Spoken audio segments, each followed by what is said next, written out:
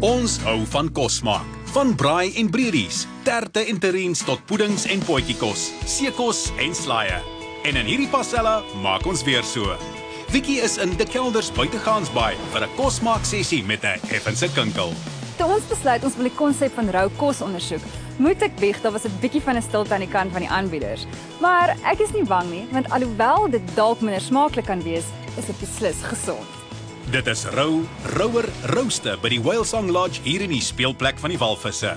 Die idee van rou eet is dat jy jou kos in hulle natuurlikste vorm inneem sodat jy gesonder, jonger en kalmer kan voel.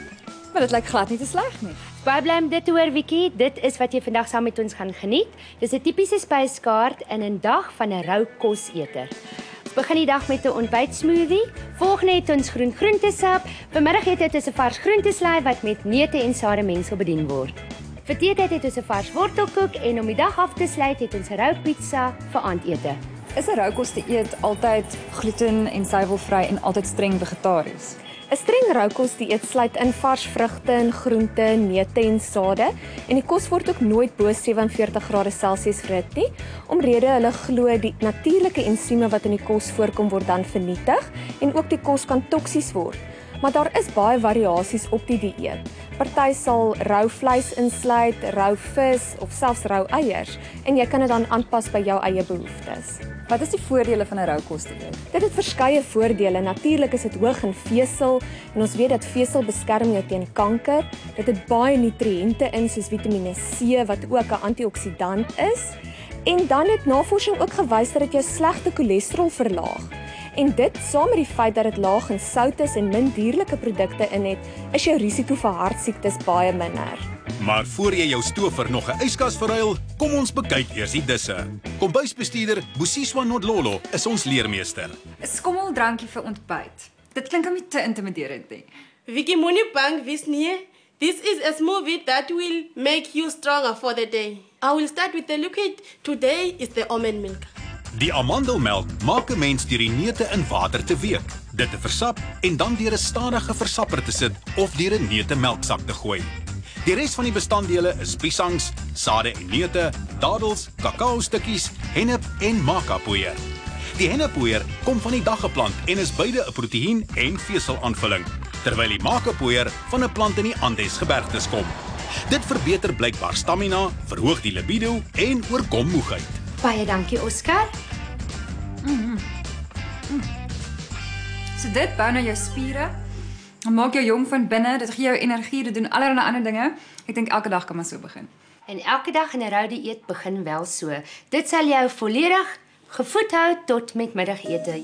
En Leni sal weet, want sy volg die rou eetplan volledig na. 'n Baie belangrike komponent van rou eet is ons groentesap. Vandag se verskeidenheid van groente is pak choy, tatsoi, kosblare, spinasie, petersilie, dan het ons koriander, mintblare uit die tuin, appel vir die soet, suurlemoen vir bietjie suur en gemmer vir 'n effense byt. Jy het nie gejok jy gesê dis 'n groen groentesap nie. Vicky, daar's 'n baie goeie rede daarvoor. Groen groente hou jou liggaam alkalis en dis die suur in die liggaam wat jou siek maak. Jy kan ook bietjie wortels of beet byvoeg, maar dit het 'n redelike hoë suikerinhoud, so dit vat bietjie langer om deur die liggaam te verteer.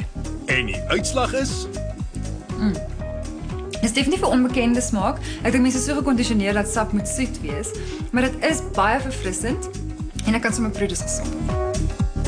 Leni het vooraf reeds 'n wortelkoek gemaak wat glad nie in die oond was nie, maar wel 'n paar uur in die yskas gestaan het om ferm te word. Dis beslis so rou soos kan kom. Oor na teetyd. Dankie. 'n Wortelkoek wat nooit hitte gesien het nie? Vicky, jy sal vir ons moet proe. Is so geurig. En ek is baie bly om te sien dat iets soets word ook toegelaat. Ja, Vicky, enige dieet sal jy nie kan oorleef sonder 'n bietjie soetigheid daarin nie en vandag het ons wortelkoek wat baie eenvoudig is om te maak. Hier het ek nou ons gekapte wortels. Volgende het ons dadelsmeer en volgende het ons amandelmeel, dis bloot amandels wat fyn gemaal is. Dan het ons kokosneutolie en speserye, fyn gemaalde neutmuskaat en kaneel. Die laaste bestanddeel is die sade van 'n vaniljepeul. Die mengsel word verwerk tot 'n smeer en in 'n koekpan gedruk. Sy maak 'n bo-laag van kasjoeneute, agavestroop en vanilje. Die stroop kom van Agave americana, wat ook die Amerikaanse alwyn heet. Dit is dieselfde plant as waarvan tequila gemaak word, is soeter as heuning en bestaan grootliks uit fruktose en glikose. Nou vir die middagete. 'n Pizza wat nie in die oond gebak word nie en nie kaas op het nie. Ek kan dit amper nie glo nie. Ek weet dit klink snaaks. Ek gaan ook nie vir jou jok nie. Dit is 'n pizza wat redelik baie tyd verg, maar op die einde van die dag definitief die moeite werd is om te maak. Soos met enige ander pizza begin ons met die basis. In plaas van gewone witmeel is gespruite bokfiet ons hoofbestanddeel. Dit kom in die voedselverwerking met die volgende bestanddele: gemaalde lynsaad, vars gekapte tamatie, eie en murgpampoentjies. Dit word gegeur met tamarisaus wat glutenvrye sojasous is, olyfolie, piesang wat alles saam sal bind en keer laat dit nie kraak nie. Sodra dit verwerk is, word dit in 'n dehidreerder laaitjie gesmeer. 'n Dehidreerder blaas warm lug uit en droog dus die deeg uit. Hulle kom in modelle wat tot 30 laaitjies het, waarin jy enige groente, vrugte of selfs beskuit kan droog. As jy hom of van die effe vreemde bestanddele wil bekom, gaan vra in jou naaste gesondheidswinkel. Ons pizza het nou 'n basis, so volgende is die tamatiesous en die kaas. Ons kaas bestaan uit kasjouneute, water en suurlemonsap wat saamgeblits word.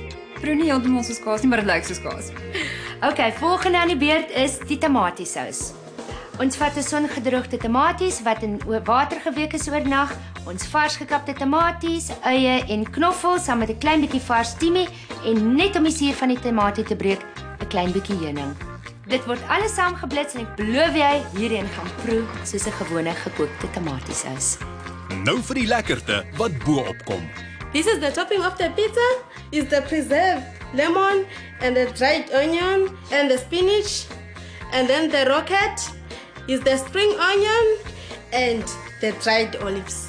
Leni het nie gejok toe sy sê dis nie 'n vinnige proses nie, want die hele pizza neem 3 dae om te maak. Eers moet die bokwiet ontkiem en dan word die deeg 12 ure gedroog. Nadat dit omgedraai is, droog dit nog 2 ure. As jy die hele lot bymekaar het, word dit nog 45 minute gedroog. Probeer dit gerus, maar onthou om seker te maak die dehidreerder se temperatuur bly onder 47 grade Celsius, sodat alles steeds as rou geklassifiseer word. Miskien 'n bietjie meer moeite, maar verseker gesond. Na die dag se kos maak is dit vir my duidelik dat daar regtig baie voordele in 'n roukos dieet is. Ek dink nie ek sal dit op 'n permanente basis kan handhaaf nie, maar daar's definitief elemente wat ek graag in my dieet sal wil inkorporeer. Ja, uit 'n dieetkundige oogpunt sou ek sê, volg 'n kombinasie dieet, sluit vars en gaarkosse in jou dieet in. Ek stem vir roukos. Net by die werke. Definitief iets nuuts om te probeer. Beslis, maar raadpleeg 'n dieetkundige en lees na voor jy begin, omdat jy maklik te min proteïene, yster en B12 inkry. Pásala.